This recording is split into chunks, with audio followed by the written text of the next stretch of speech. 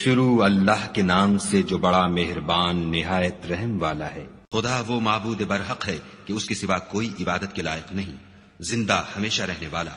उसे न ऊंग आती है न नींद। जो कुछ आसमानों में और जो कुछ जमीन में है सब उसी का है।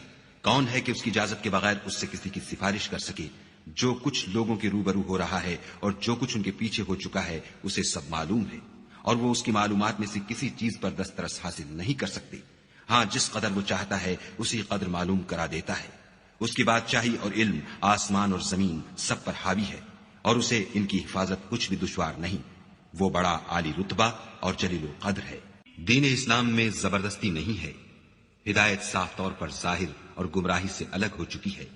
तो जो शख्स बुतों से एतकाद न रखे और खुदा पर ईमान लाए, उसने ऐसी मजबूत रस्सी हाथ में पकड़ ली है जो कभी टूटने वाली नहीं। और खुदा सब कुछ सुनता और सब कुछ जानता है।